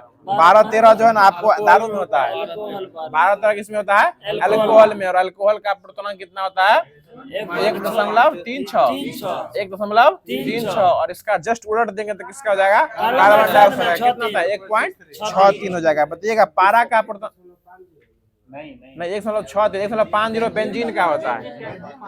1, हाँ वही ना, 1.50 बोलिए या 1.5 बोलिए। आगे बताइएगा कांच में कितना होता है, 5640। कांच में कितना होता है, 5640 ध्वनि की चाल। ये सभी गणना कितना डिग्री पे किया गया है, 0 डिग्री पे मापा गया है। बताइए अगला क्वेश्चन है कि किसी माध्यम में ध्वनि की चाल जो है ना किस पर निर्भर नहीं करती है, आवृत्ति पर निर्भर नहीं करती है, आवृत्ति पर निर्भर नहीं करती है। आगे बताइए अगला क्वेश्चन है, यानी कि अगर माध्यम में अगर ताप जो है अगर आप 1 डिग्री सेल्सियस बढ़ाइएगा तो ध्वनि की चाल जो है ना यह कितना मीटर प्रति सेकंड जो बढ़ जाती है, 0.61। आप जो 0 पर याद रखिए उसके हिसाब से आप बना सकते हैं। अगर 1 डिग्री ताप बढ़ाइएगा माध्यम का तो ध्वनि का चाल मीटर प्रति सेकंड में कितना बढ़ जाएगा, 0.6 मीटर प्रति सेकंड जो है वो बढ़ जाएगा। चलिए अगला क्वेश्चन बताइएगा कि नमी युक्त वायु का घनत्व जो है ना यह शुष्क वायु से घनत्व से कम होता है, अतः जो है शुष्क वायु की अपेक्षा नमी युक्त वायु में ध्वनि की चाल क्या होती है? अधिक होती है। यानी ध्वनि की चाल जो है शुष्क के अलावा किसमें अधिक होती है? नमी वाले ध्वनि की चाल क्या होती है? इसमें अधिक होती है। इसलिए सुबह का समय थोड़ा सा ठंडा रहता है, इसलिए दूर से जो ट्रेन का आवाज होता है कि प्लेटफॉर्म नंबर 1 पे गाड़ी खड़ी होने वाली है, वो हमारे छात्रावास से सुनाई जो वो पड़ते रहता है। मतलब क्या होता है, सुबह में जो थोड़ा सा जो है वायु में क्या होती है? नमी हो जाती है, इसलिए जो है ध्वनि के संचरण गति करने की क्षमता जो बढ़ जाती है, इसलिए सुबह के समय जो है ना वो दूर से जो आवाज आते रहता है वो सुनाई जो वो पड़ जाता है। चलिए अगला क्वेश्चन बताइएगा। अब जो है जिसके आगे जो है वो कल करा दिया जाएगा, जो कि होमवर्क फिर से दिया जाएगा आपको और फिर उसके माध्यम से कराया जाएगा। कैसा लग रहा है वीडियो जरूर बताने का प्रयास कीजिएगा। अब जो है अब स्टार्ट किया जा रहा है, जो कि फिर से केमिस्ट्री आज लास्ट होने वाला है। मतलब एक तो बोलिए लूसेंट का जो है गुर्दा साफ हो गया कितना बार इस यहाँ, और गुर्दा साफ करने के बाद लूसेंट में स्पीड क्या कहते हैं केमिस्ट्री जो है बहुत कम दिया हुआ है, ठीक ना। तो बताइएगा कि सोडियम को जो है ना, सोडियम को किस तेल में डुबा के रखते हैं? केरोसिन तेल में डुबा के रखा जाता है, यानी मिट्टी तेल में डुबा के रखा जाता है। बताइएगा कि सबसे कम घनत्व और सबसे हल्का और सबसे प्रबल अपचायक तत्व कौन हो जाएगा? ये लिथियम हो जाएगा। कौन हो जाएगा? लिथियम हो जाएगा। और इसका संकेत क्या होता है? Li होता है। बताइएगा कि सल्फ्यूरिक अम्ल, कल तो अच्छा से चर्चा किए थे, उत्प्रेरक का उपयोग किया था, याद देखते हैं कितना है। सल्फ्यूरिक अम्ल जो है ना इसको किस विधि से बनाया जाता है? ये संपर्क विधि से जो बनाया जाता है। और सल्फ्यूरिक अम्ल में जो है ना किसके चूर्ण का उपयोग किया जाता है? प्लेटिनम के चूर्ण का उपयोग किया जाता है। बताइएगा कि क्लोरीन गैस बनाने में किस विधि का उपयोग करते हैं? डेक्कन विधि का उपयोग करते हैं। और इसमें किसका उपयोग करते हैं? क्यूप्रिक क्लोराइड का उपयोग करते हैं। और एक और बात, संपर्क के बाद आइएगा हैवर विधि में, और हैवर विधि किसका बनाया जाता है? अमोनिया। और इसमें किसका उपयोग किया जाता है? लोहे का चूर्ण पड़ता है। बताइएगा कि इस्पात को किस विधि से बनाया जाता है? बेसेमर विधि से बनाया जाता है। और अमोनिया का पूछेंगे तो हैवर विधि से बनाया जाता है। आगे बताएगा सोडियम हाइड्रोक्साइड का सूत्र क्या हो जाएगा? NaOH हो जाएगा। और इसको किस विधि से बनाया जाता है? ले ब्लॉक। सोडियम हाइड्रोक्साइड ले ब्लॉक प्रक्रम से जो है वो बनाया जाता है। आगे बताइए अगला क्वेश्चन है कि लेक्सेन जो है ना, यह जो है एक प्रकार का बहुलक है, और इसका बहुलक जो है ना किस प्रकार कांच के बनाने में किया जाता है? बुलेट प्रूफ कांच बनाने में किया जाता है। बुलेट प्रूफ कांच का उपयोग जो है लेक्सेन का उपयोग जो वो किया जाता है। बताइएगा वनस्पति तेल से वनस्पति घी जो है ना वो किस प्रक्रिया से बनाई जाती है? हाइड्रोजनीकरण प्रक्रिया से बनाई जाती है। और उसमें जो है ना वनस्पति तेल से अगर कृत्रिम रूप से घी बनाएंगे, इसमें किसके चूर्ण का उपयोग करेंगे? निकेल का उपयोग करते हैं। ठीक है। बताइएगा कि मानव शरीर में प्रचुर मात्रा में कौन सा गैस पाया जाता है? ऑक्सीजन गैस जो है यह पाया जाता है। बताइएगा कि पन्ना का रंग जो है ना यह आमतौर कैसा होता है? हरा होता है। ठीक है। बताइएगा कि सोना का घनत्व जो है ना पारा के घनत्व से कम होता है या ज्यादा होता है? ये अधिक होता है, इसलिए पारा में क्या होता है? डूब जाएगा। मार दिया, डुब्बी लगा दिया सोना। ठीक है ना। चलिए अगला क्वेश्चन बताइएगा कि हाइड्रोफ्लोरिक अम्ल, इसका सूत्र क्या हो जाएगा?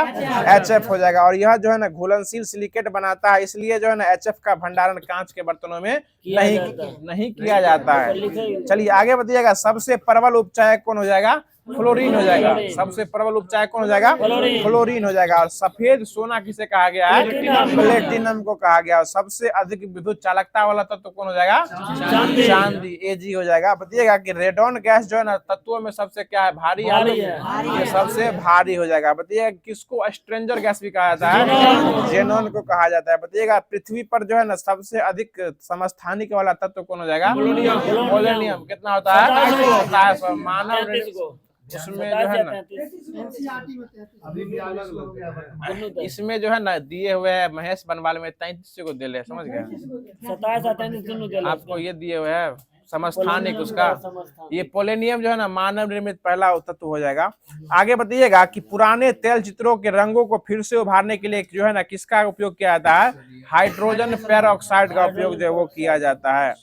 आगे बताइएगा अगला क्वेश्चन है कार्बन का नैनो प्रतिरूप जो है ना वो क्या हो जाएगा? ग्राफीन हो जाएगा। क्या हो जाएगा? ग्राफीन जो है यह हो जाएगा। तो जो केमिस्ट्री में होमवर्क दिया गया था उसको पूरे तरीके से खत्म कर दिया गया है। अब जो है कल जहां तक करा दिया गया था, कल जो है पुष्प का भाग बताए थे ना, पुष्प के कितने भाग होते हैं? 4 भाग होते हैं। ठीक है। बाह्यदल पुंज, दल पुंज, पुमंग और जयांग। तो पुमंग पुरुष है या स्त्री है? पुरुष है। और जयांग कौन है? स्त्रीलिंग हो जाएगा। देख रहे हैं ना उमाकांत बाबू पूरे स्त्रीलिंग पर फोकस किए हुए हैं। चलिए अगला क्वेश्चन बताइएगा जो वर्तिका वर्तिकाग्र और अंडाशय, यह आपको स्त्रीलिंग भाग या पुल्लिंग भाग है? ये स्त्रीलिंग भाग हो जाएगा। चलिए, परागकोश कहाँ पाया जाता है? पुरुष में पाया जाता है। और परागकण कहाँ पाया जाता है? तो ये परागकोश में। और परागकोश कहाँ पाया जाता है? तो ये पुमंग में पाया जाता है। पुमंग में परागकोश, और परागकोश के अंदर परागकण पाया जाता है। और परागकण कितने तरीके से होते हैं? निषेचन दो तरीके से, एगो स्वयं से और एगो स्वपरागन, एगो परपरागन। परागन जो होता है कीटों द्वारा होता है, पानी द्वारा होता है, और हवा द्वारा भी जो है हो जाता है। चलिए आगे बताइए, क्वेश्चन है, बताइएगा कि कुछ पौधे जो है ना बिना निषेचन करके जो है ना अंडाशय से सीधे क्या बन जाते हैं? फल बन जाते हैं। मतलब उसमें निषेचन नहीं होता है, वो डायरेक्ट जो है ना क्या बन जाते हैं? अंडाशय को ही क्या बन जाते हैं? वो फल बन जाते हैं। इस प्रकार से बिना निषेचन हुआ जो फल बनता है इसी को अनिषेच फल कहा जाता है। मतलब उसको बिना निषेचित हुए वो फल बन गया, मतलब उसमें एक काम हुआ, एक काम छूट गया, मतलब वो क्या हो गया? वो अनिषेच फल बन जाता है। और साधारणतः जो है ना अनिषेच फल जो है ना इसमें बीज नहीं पाया जाता है, इसमें बीज नहीं पाया जाता है। इसमें एक काम हुआ, इसमें बीज जो है वो नहीं पाया जाता है। और जैसे इसका उपयोग हो, उदाहरण हो जाएगा केला जो है आपको, नारंगी, पपीता, अंगूर और अनानास, इस सभी में बीज जो है वो नहीं पाया जाता है, लेकिन अपवाद में लगता है पपीता में बिच्ची होता है। चलिए अगला क्वेश्चन बताइएगा, जो फल का निर्माण जो है ना यह किससे होता है? अंडाशय से होता है। किससे होता है? अंडाशय से होता है। और संपूर्ण फल को जो है ना कितने भागों में बांटा गया है? ये 3 भागों में बांटा गया है, सरल फल, पुंज फल और संग्रहित फल। और पूछता है कि सिर्फ जो है ना इसमें सरल और पुंज छोड़ देता है, और ऑप्शन में आपको संग्रहित फल का उदाहरण पूछता है, इसमें से कौन संग्रहित फल है? तो याद रखिएगा, सरल फल में जो नॉर्मल है आपको अमरूद, केला, ये सब जो है क्या हो जाएगा? सरल फल हो जाएगा। जो रस भरा फल है इसमें पुंज फल, जिसमें स्ट्रॉबेरी हुआ, उसके बाद जो है आपको रस भरी जैसा अंगूर भाई सब जो है क्या हो जाएगा? पुंज फल हो जाएगा। और आपको संग्रहित फल जो है ना ये कटहल और सहतूत कैसा हो जाएगा? ये संग्रहित फल की श्रेणी में जो यह आता है। अब आते हैं, सत्य और असत्य की बात कर रहे थे, अब आते हैं कि कुछ फलों का निर्माण जो है ना बाह्य दलपुंज या पुष्पासन आदि भाग लेते हैं, और ऐसे फलों को हमेशा असत्य फल कहा जाता है। जैसे सेब, कटहल, ये कैसा हो जाएगा? असत्य फल का उदाहरण हो जाएगा। देखिए एक क्वेश्चन है कि बिना बीज के फलों को विकसित करने की क्रिया को क्या कहा जाता है? टिश्यू कल्चर कहा जाता है। क्या कहा जाता है? Tissue culture. उत्तक, टिश्यू मतलब क्या होता है? उत्तक। बिना बीज का अगर फल निकालना तो क्या हो जाएगा? वो टिश्यू कल्चर हो जाएगा। आगे बताइएगा, अब जो है कुछ और क्वेश्चन पूछता है कि कौन से फल का कौन सा भाग हम लोग चिबाते हैं? तो बताइएगा कि सेब का क्या खाते हैं? पुष्पासन खा जाते हैं। गेहूं का क्या खाते हैं? भूर्णपोष या भूर्ण, दोनों सिट्टे खा जाते हैं। नाशपाती का क्या खाते हैं? पुष्पासन खाते हैं। सेब और आपको नाशपाती क्या खाते हैं? पुष्पासन खाते हैं। आगे बताइएगा, लीची क्या खाते हैं? पेरिन खाते हैं। और अनानास का जो है ना वो क्या खाते हैं? परिदल पुंज। अनानास का परिदल पुंज खाते हैं। और नारंगी क्या खाते हैं? जूसी हेयर खाते हैं। नारंगी का जूसी हेयर खाते हैं। ठीक है, आपके दिल की भावनाओं को हम कदर करते हैं। आगे बताइएगा, केला क्या खाते हैं? मध्य फल भित्ति और अंत फल भित्ति। केला का दोनों खा जाते हैं। और केला ही एक ऐसा पेड़ है ना जिसको इसका एक से अधिक भाग जो है वो खाया जाता है। लकड़ी नहीं होता है तो बच्चा वाला क्वेश्चन हो गया, केला में लकड़ी नहीं होता है, लेकिन केला ही एक ऐसा पेड़ है जो कि क्लास 6 का एनसीईआरटी में लिखा हुआ है। केला और आपको जो है ऑप्शन में दिए हुए केला और आपको कद्दू, ठीक है ना, इसका एक से अधिक भाग क्या होता है? खाया जाता है। ठीक है ना। आगे बताइएगा कि नारियल का क्या खाते हैं? भूर्णकोश। और नारियल के रेशे में कौन सा उत्तक पाया जाता है? एस्केलेन कैमा पाया जाता है। ठीक है, बताइएगा कि आम जो है इसका क्या खाते हैं?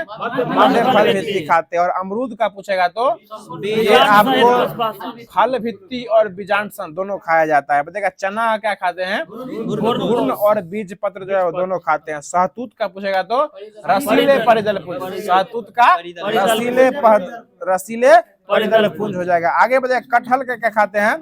परिदल पुंज और बिच्ची। हाँ वही हुआ, परिदल पुंज और बिच्ची जो है वो खा जाते हैं। चोखा बना के बिच्ची खा जाता है लोग। आगे बताइएगा कि नारियल का क्या खाते हैं?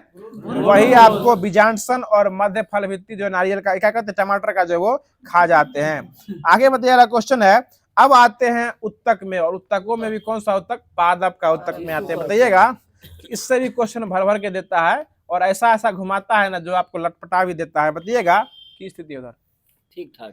चलिए अगला क्वेश्चन बताइएगा, जो सामान्य उत्पत्ति, संरचना और कार्य वाली कोशिकाओं के समूह को नहीं उत्तक कहा जाता है। मतलब बायोलॉजी देखिए, आपको फिजिक्स उतना नॉर्मल में निकाल लीजिएगा, केमिस्ट्री में निकाल लीजिएगा, लेकिन बायोलॉजी जो है ना आपको सबसे अधिक क्वेश्चन किससे पूछता है? बायोलॉजी से हर एग्जाम में पूछता है, ठीक है ना। आपको अगर 10 क्वेश्चन पूछेगा ना तो 4 से 5 क्वेश्चन किसका रहेगा? बायोलॉजी का। बाकी आपको फिजिक्स देगा कि अगर इतना वेग से फेंक रहे हैं तो कहाँ पर टकराएगा, तो इसका त्रिज्या क्या हो जाएगा, वो ऑप्शन नहीं बनेगा। और केमिस्ट्री में कभी कभी पूछता है ना, जो आपको कौन सी अभिक्रिया टकराएंगे तो कौन सा गैस निकल जाएगा, ठीक है ना। सबका गैस निकल जाता है, समझ रहे हैं ना। अब जो है जो आपको बूटिंग मार्क करेगा ना, वो आपको क्या कहते हैं, बायोलॉजी होने वाला है।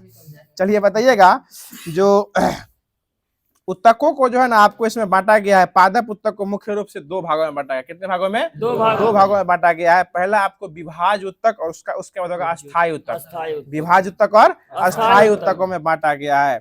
चलिए आगे है विभाज उत्तक में, आगे चल के विभाज उत्तक को 3 भागों में बांटा गया। कितने भागों में? 3 भागों में बांटा गया। शीर्ष विभाज उत्तक, अंतः विभाज उत्तक और उसका पार्श्व विभाज उत्तक। शीर्ष वाला, अंतर्वेशी और पार्श्व विभाज उत्तक, 3 गो विभाज उत्तक हो गया। शीर्ष विभाज उत्तक, पार्श्व विभाज उत्तक और अंतर्वेशी विभाज उत्तक जो है इसमें बांटा गया है। और जो अस्थायी उत्तक था इसको 2 भागों में बांटा गया है, सरल और जटिल में बांटा गया है। सरल और जटिल। फिर से बताया था, पादप उत्तक को मुख्य रूप से कितने भागों में बांटा गया है? 2 भागों में। पहले विभाज उत्तक और अस्थायी उत्तक, विभाज उत्तक और अस्थायी उत्तक। अब देखिए विभाज उत्तक जो है ना आपको पादप में अलग हो गया, इसमें 3 भागों में बांटा गया, एगो लोली पर, एगो बीच में, एगो मुंह पर, ठीक है ना, याद हो गया। शीर्ष विभाज उत्तक, पार्श्व विभाज उत्तक और उसका अंतर्वेशी विभाज उत्तक, यानी 3 गो विभाज उत्तक हो गया। और उसके बाद जो उधर बच गया अस्थायी उत्तक, इसको भी आगे चल के जो है 2 भागों में बांटा गया, सरल और जटिल। सरल और जटिल। तो जटिल में 2 गो आता है, जाइलम और फ्लोएम। जटिल में जाइलम और फ्लोएम। इधर सरल वाला जो आता है इसी क्वेश्चन पूछता है, इसमें आता है 3 गो। इसमें क्या आता है? 3 गो, एस्केलेनकाइमा, कोलेनकाइमा और पैरेनकाइमा।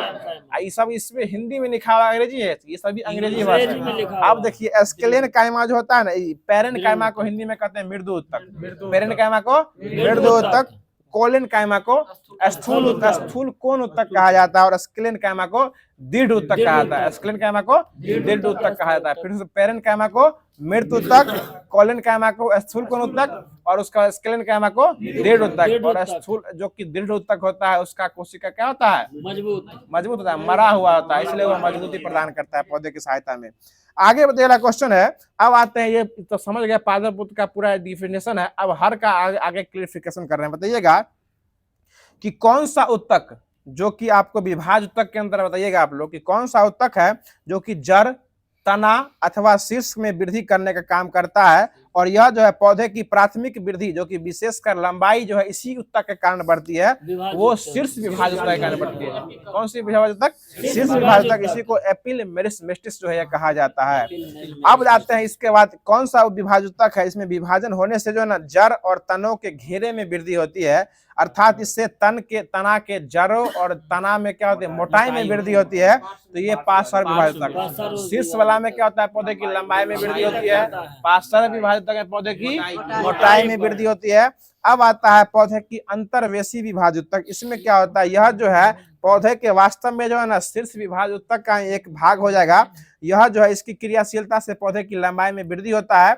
और यह जो है पत्तियों और पौधे के जो है ना पर्वों के आधार में यह पाया जाता है। इसमें क्या होता है कि इसका अगर छिपी खा जाता है ना तो फिर से जो रिपीट आ जाता है, जैसे घास, जैसे कन्नापन की कहते हैं, ये इसके कारण जो बढ़ता है। जैसे शीर्ष भाग अगर खा लीजिएगा तो अंतर्वेशी विभाज उत्तक की सहायता से ही जो है ना ये फिर से जन्म जाते हैं। जैसे घास देखे है ना, कहते वो घाय जय जो जनेरा देखते हैं वो सब जो है ये सभी पौधे में पाया जाता है, जो कि अंतर्वेशी विभाज उत्तक जो है शीर्ष विभाज उत्तक क्या हो जाएगा, एक प्रकार का भाग जो है यह हो जाएगा।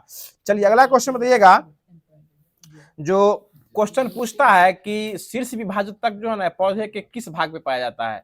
ऑप्शन सुन लीजिए, शीर्ष पर, तना पर, जड़ पर, एक से अधिक इनमें से कोई नहीं। तो ये आपको एक से अधिक हो जाएगा, क्योंकि शीर्ष विभाज उत्तक जो है ये जड़ और छिप दोनों में पाया जाता है। जड़ और शीर्ष, छिप नहीं शीर्ष बोलिए, जड़ और शीर्ष जो है दोनों में पाया जाता है। हमेशा याद रखिए शीर्ष विभाज उत्तक जो है पौधे की लंबाई ऊपर भी और नीचे भी बढ़ाने का काम कौन करती है, ये शीर्ष विभाज उत्तक का काम। ये इसका ये मतलब नहीं है कि शीर्ष विभाज उत्तक सिर्फ पौधे के ऊपर की ओर बढ़ाती है।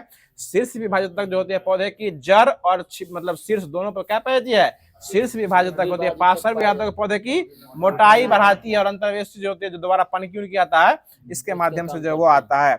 अब आते हैं अस्थायी उत्तक में, और अस्थायी उत्तक था, इसको परमानेंट टिश्यू जो है कहा जाता है। इसमें जो है ना अस्थायी उत्तक में जो है ना कोशिका में विभाजन की क्षमता जो है वो नहीं होती है।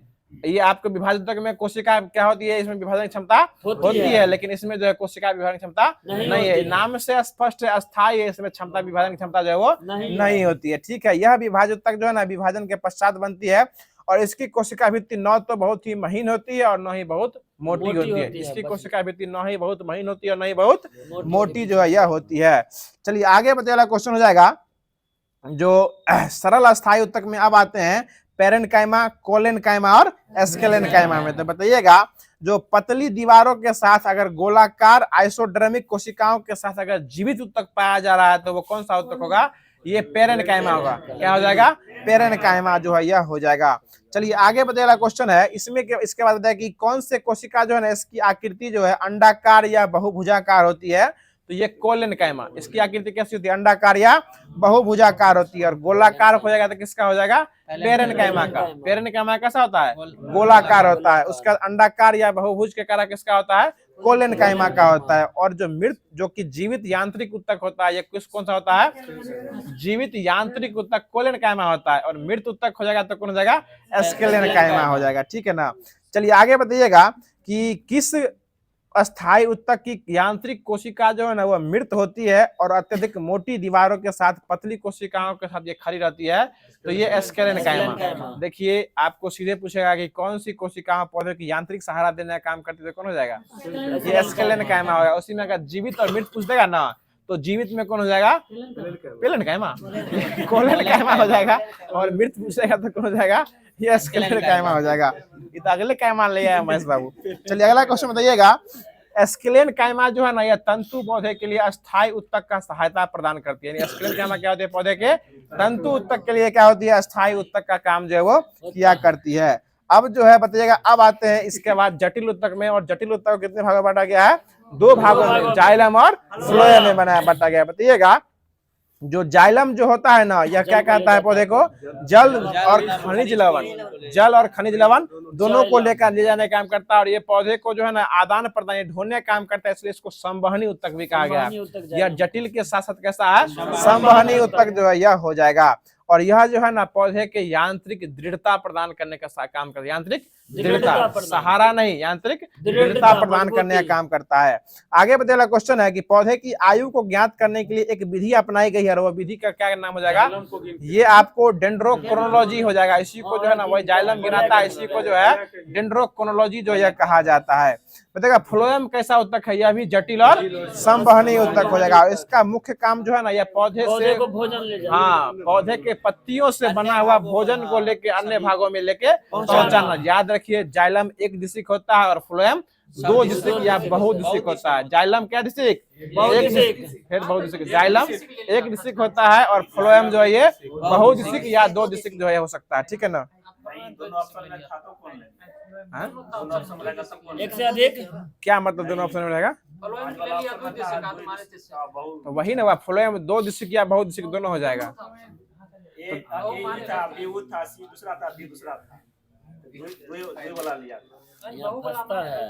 चलिए मारिए दूसरी के मारा दूसरे याद रखिए हमेशा। अब क्या अगला क्वेश्चन बताइएगा। अब जो है जो कि बायोलॉजी खत्म कर दिया गया है, अब इसके बाद स्टार्ट किया जा रहा है जो कि आपको हो जाएगा खेलकूद। और खेलकूद में जो है कल तो यही सब हुआ था। हाँ आप बताइए, अगला क्वेश्चन है कि अन्नू रानी, कल बताए थे ना अन्नू रानी का संबंध किस खेल से हो जाएगा, ये जेवलियन थ्रो से हो जाएगा। और अन्नू रानी महिला की पुरुष है, महिला हो जाएगी। ठीक है आगे बताइएगा। अगला क्वेश्चन है कि नीरज चोपड़ा का संबंध किससे है, भाला फेंक, और ये भी कौन है, पुरुष हो जाएंगे। ये महिला नहीं, ये क्या हो जाएंगे, पुरुष हो जाएंगे। बताइएगा तजिंदर पाल सिंह, ये सभी एशियन गेम में जो मेडल लेके आए, ये कौन हो जाएंगे, ये आपको जो है डिस्क थ्रो नहीं शॉर्ट पुट हो जाएंगे, शॉर्ट पुट। और ये किससे संबंध है, ये शॉर्ट पुट से है। और तजिंदर पाल सिंह और पुरुष हो जाएंगे। आगे बताएगा पारुल चौधरी कौन हो जाएगी, एथलेटिक्स है, पारुल चौधरी एथलेटिक्स हो जाएगी और ये महिला हो जाएगी। बताइएगा कि क्रिकेट खेल का जन्मदाता किस इंग्लैंड को माना जाता है। और दुनिया का पहला क्रिकेट क्लब जो है ना ये हैम्बल्डन बना था, हैमिल्टन नहीं, हैम्बल्डन बना था। और ये कहाँ बना था? ये इंग्लैंड में ही बना था। और यह जो है ना किस दशक में बना था? ये 1760 के दशक में यह बना था। आगे बताइए, क्रिकेट का पहला टेस्ट मैच जो है ना किसके और किसके बीच खेला गया था? ऑस्ट्रेलिया और इंग्लैंड के बीच में खेला गया था, मेलबर्न में खेला गया था। ऑस्ट्रेलिया और इंग्लैंड के बीच खेला गया था, ऑस्ट्रेलिया में पड़ता है मेलबर्न। आगे बताइए, अगला क्वेश्चन है, क्रिकेट का पहला जो है ना एक दिवसीय अंतरराष्ट्रीय क्रिकेट वनडे वाला पहला अंतरराष्ट्रीय मैच जो है यह भी किसके किसके बीच हुआ था? इंग्लैंड और ऑस्ट्रेलिया के बीच हुआ था। इंग्लैंड और ऑस्ट्रेलिया के बीच जो है यह हुआ था। और यह भी कहाँ हुआ था? मेलबर्न में हुआ था। यानी टेस्ट वाला भी और वनडे भी पुरुष वाला कहाँ हुआ था? मेलबर्न में हुआ था। और किसके किसके बीच हुआ था? भारत, ऑस्ट्रेलिया और इंग्लैंड के बीच हुआ था। बताइए, क्रिकेट का जो है ना भारत के प्रथम टेस्ट क्रिकेट के कप्तान कौन हो जाएंगे? सीके नायडू हो जाएंगे। ठीक है, आगे बताइएगा, जो 2024 में जो है ना 2024 में जो है आपको 2020 विश्व कप जो है ना कहाँ आयोजित हुआ था? ये यूएसए और वेस्ट इंडीज, यूएसए और वेस्ट इंडीज में। और फाइनल मैच कहाँ हुआ था? ये आपको वेस्ट इंडीज के बारबाडोस मैदान में हुआ था। ठीक है, आगे बताइए, 2026 से कहाँ होने वाला है?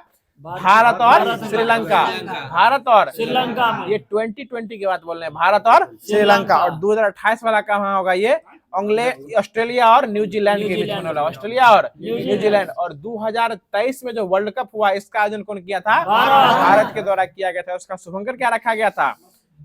क्रिप्टोवर्स। इसका शुभंकर क्या रखा गया था? क्रिप्टोवर्स। और क्रिप्टोवर्स के अंदर घुसिएगा ना तो इसके अंदर दो शुभंकर रखा गया था, ब्लेंज और टोंग। ब्लेंज और टोंग, जो कि ब्लेंज पुरुष क्रिकेटर हो जाएंगे, जो कि रोबोट हो जाएगी, और टोंग जो है ये महिला बॉलर हो जाएगी। ठीक है ना, ब्लेंज और टोंग। और इसका शुभंकर क्या रखा गया था? क्रिप्टोवर्स रखा गया था। और इसमें जो है ना इसका जो आयोजन किया गया था भारत में, इसका जो है मतलब ब्रांड एम्बेसडर किसको बनाया गया था? शाहरुख खान को। और वैश्विक राजदूत किसे बनाया गया था? सचिन तेंदुलकर को। इसमें एक आधिकारिक सॉन्ग बजता था, वो सॉन्ग क्या था? दिल जश्न बोले। आधिकारिक सॉन्ग क्या था? दिल जश्न बोले। चलिए, अब जो इसमें अगला क्वेश्चन बताइएगा कि क्रिकेट से बात करते हैं तो सभी लोग उम्मीद करते हैं क्रिकेट पहले खेलते भी होंगे। अब आपका भाग दौड़ का जिंदगी है, शादी भी हो गया वकील साहब के तरह, तब नहीं खेलते होइएगा। क्रिकेट के पिच की लंबाई कितनी होती है? 22 गज, 22 गज। लेकिन बचपन में लोग खेलते थे 22 डेग नाप के। ठीक है ना, 22 गज पहले होता था, लेकिन पिच तो पहले बनाता था ना, तो 22 डेग के पिच होके चाहिए। अब क्रिकेट के बल्ला से स्ट्राइक छोड़ता था। ठीक है ना, अगला क्वेश्चन बताइए, गेंद का भार जो है ना कितना ग्राम होता है? 155 ग्राम से लेके 163 ग्राम तक क्या होता है क्रिकेट के गेंद का भार जो है यह होता है। आगे बताइएगा, क्वेश्चन है जो इसमें स्टंप की लंबाई कितना सेंटीमीटर होती है? 72 सेंटीमीटर। स्टंप की लंबाई 72 सेंटीमीटर। और बल्ला की लंबाई क्या इंच होती है? 38 इंच। बल्ला की लंबाई 38 इंच हो जाती है। और बल्ला की चौड़ाई पूछेगा तो 4.5 इंच, 4.25 समझिए, 4.25 इंच किसकी होती है? बल्ला की चौड़ाई होती है। और रोहित शर्मा किस बल्ला से खेलते हैं? वाह, क्या बात है सर, सीएट के बल्ला से खेलते हैं। और एमआरएफ के बल्ला से कौन खेलते हैं? विराट कोहली अब खेलते हैं। और उसके बाद वो आपको जो है ना जो वीरेंद्र सहवाग थे ना, वो रिवॉक के बल्ला से खेलते हैं। ठीक है ना, चलिए अब स्टार्ट कर रहे हैं जो कि आपको करंट अफेयर का सेशन दिया गया था। और करंट अफेयर में आपको जो है ना वो जून खत्म होने वाला है और जुलाई स्टार्ट होने वाला। बात नहीं कीजिए महेश बाबू, होने दीजिए ना, नहीं हुआ था। अच्छा, खोल के इसका भी कर देंगे। बताइए, क्वेश्चन हो जाएगा, जो T20 वर्ल्ड कप 2024 जो है ना 17 साल के बाद कौन सा देश जीता है? ये भारत जीता है। कौन जीता है? भारत। और किसको हरा के जीता है? ये साउथ अफ्रीका को हरा के जीता है। मतलब सोच सकते हैं, भारत का एकमात्र ऐसा बल्लेबाज, सॉरी एकमात्र ऐसा बॉलर है जो क्रिकेट के तीनों फॉर्मेट में अपना लोहा मनवा रहा है। उसका नाम क्या हो जाएगा? जसप्रीत बुमराह। जो कुछ दिन पहले जो बॉर्डर गावस्कर ट्रॉफी का जो टेस्ट क्रिकेट चल रहा था वो ड्रॉ हो गया, उसका मेन कौन हो जाएगा? बुमराह हो जाएगा। मतलब अगर बुमराह को अगर क्रिकेट टीम से बाहर कर दिया जाए तो पूरा भारत का क्रिकेट टीम क्या हो जाता है? वो मतलब नहीं के बराबर माना जाता है। और यही बुमराह जो है, इसका लास्ट का 2 ओवर बचा हुआ था, 30 रन में 30 गेंद में 30 रन लेना था। और वहां से जो है साउथ अफ्रीका मैच जो है वो 7 रन से हार जाती है। समझ सकते हैं ये लेवल है हमारा। अगर क्रिकेट का बल्ला और आपके पांव के बीच में अगर थोड़ा सा भी गैप है तो उसके अंदर बॉल कौन घुसा जाता है? बुमराह घुसा देता है। चलिए अगला क्वेश्चन बताइएगा, जो T20 वर्ल्ड कप में जो है ना, इसलिए इसको जो है प्लेयर ऑफ द टूर्नामेंट का अवार्ड किसे दिया गया था? जसप्रीत बुमराह को दिया गया था। T20 का प्लेयर ऑफ द टूर्नामेंट का अवार्ड दिया गया जसप्रीत बुमराह के, और बुमराह के बेटे का नाम क्या है? अंगद। क्या नाम है? अंगद बुमराह नाम है, उसका नाम अंगद हो जाएगा। चलिए अगला क्वेश्चन बताइएगा कि किस देश ने सैन्य अभ्यास अजमे इस्तेहकाम जो है इसको शुरुआत किया है? तो पाकिस्तान के द्वारा शुरुआत किया गया है। और एक तूफान आया था अस्ताना, उसका नामकरण किस द्वारा किया गया था? ये आपको अस्ताना जो है पाकिस्तान के द्वारा इसका नामकरण किया गया था। आगे बताइएगा, राष्ट्रमंडल जो है ना, राष्ट्रमंडल लघु कथा पुरस्कार किसके द्वारा जीता गया? ये संजना ठाकुर के द्वारा जीता गया है। बताइएगा, जो टेस्ट क्रिकेट में सबसे तेज दोहरा शतक बनाने वाली भारतीय क्रिकेटर महिला कौन हो जाएगी? शेफाली वर्मा। सबसे तेज पूछेगा तो कौन हो जाएगा? शेफाली वर्मा हो जाएगी। सबसे तेज दोहरा शतक कौन हो जाएगी? शेफाली वर्मा हो जाएगी। और 96 गेंद में जो मार चुकी है, अब वो कौन हो गई? नेट सर्वर ब्रांट, वो टेस्ट क्रिकेट में हो गई, वो शतक मारी है, लेकिन ये शेफाली वर्मा क्या मारी है? दोहरा शतक मारी है। और दोहरा शतक का रिकॉर्ड सबसे अधिक रन कौन मार चुका है क्रिकेट में? रोहित शर्मा। कितना रन मारा है? 264 रन। और किस देश के खिलाफ? श्रीलंका के खिलाफ। और रोहित शर्मा अब तक कितना बार दोहरा शतक पार कर चुका है? 3 बार। 264, 208 और 201 था कोनो। यही दूगो ऑस्ट्रेलिया के खिलाफ, एगो श्रीलंका के खिलाफ जो है हमारा है। आगे बताइएगा, क्वेश्चन है, जो भारतीय नौसेना का INS शिवालिक ने किस देश में आयोजित रिम्पेक अभ्यास 2024 में भाग लिया है? तो USA में भाग लिया है। कहाँ भाग लिया है? USA में भाग लिया। आगे बताइएगा कि क्वेश्चन है कि बिहार सरकार जो है, वो नीतीश कुमार जो है, किस शहर को जो है ना 2025 तक राजस्व जिला बनाने की घोषणा की है? ये बगहा शहर। कौन शहर? बगहा शहर को बनाने की घोषणा की है। आगे बताइएगा, जो 10वीं बार लियोन मास्टर्स का खिताब जो है किसके द्वारा जीत लिया गया है?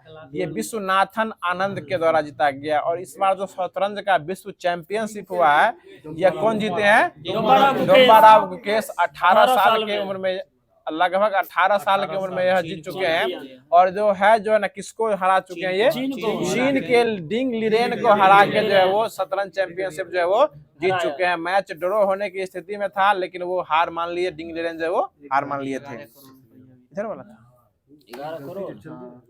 चलिए आगे बताइएगा, क्वेश्चन है, किस राज्य में दुर्लभ मस्तिष्क भक्षी अमीवा संकरण का चौथा मामला सामने आया? ये केरल में आया। ठीक है, बताइएगा, भारत और कौन गंगा जल का संधि को जो है ना वो नवीनीकृत करने वाला है? तो बांग्लादेश के साथ करने वाला है। कौन के साथ? बांग्लादेश के साथ करने वाला है। बताइएगा कि 2024 में किस राज्य सरकार ने स्ट्रॉन्ग हाइब्रिड वाहनों पर जो है पंजीकरण को माफ कर दिया है? उत्तर प्रदेश। क्या कर दिया है? इसको माफ कर दिया है। बताइएगा, जो अगला क्वेश्चन है, किस देश ने वर्ष 2030 तक जो है ना 2030 तक व्यापार को 100 अरब डॉलर पहुंचाने का लक्ष्य रखा है? ये रूस के द्वारा जो है रखा गया। देश पूछेंगे तो क्या होगा? रूस के द्वारा रखा गया। बताइएगा, BSF ने कहा ग्रो विथ द ट्रीज अभियान आयोजित किया है? ये श्रीनगर है, जम्मू कश्मीर में इसका आयोजन किया गया है। बताइएगा, कौन सी सरकार जो है ना छात्रों को 150 किलोमीटर तक जो है ना बस पास की सुविधा देगी? ये हरियाणा के द्वारा जो है वो दिया जाएगा। क्वेश्चन दिखा रही है ना। आगे बताइएगा, क्वेश्चन है कि जैविक उत्पादों के लिए जो है ना, हम ये सोचते हैं कि जिस दिन आप नहीं आएगा ना उस दिन हमारा क्या हाल होगा। वही बात है, तेरा क्या होगा कालिया। अगला क्वेश्चन बताइएगा, चलिए आगे बताइए, कौन सा राज्य जो है ना वह नेपाल सीमा पर मित्र वन स्थापित करने वाला है? उत्तर प्रदेश जो है वो शामिल करने वाला है। बताइएगा, असम का कौन सी जगह को जो है ना वो शामिल किया गया विश्व धरोहर में? मोइदम को शामिल किया गया। ये जो है ना एक शाही परिवार क्या हो जाएगा? कब्रगाह हो जाएगा। ठीक है ना, जो कि किस वंश से हो जाएगा? रोम राजवंश से संबंधित है। आगे बताइएगा, जो अगला क्वेश्चन हो जाएगा, पेरिस ओलंपिक जो कि 2024 में हुआ है, इसमें भारतीय टीम का मुख्य प्रायोजक कौन सा ग्रुप बन गया है? अडानी ग्रुप।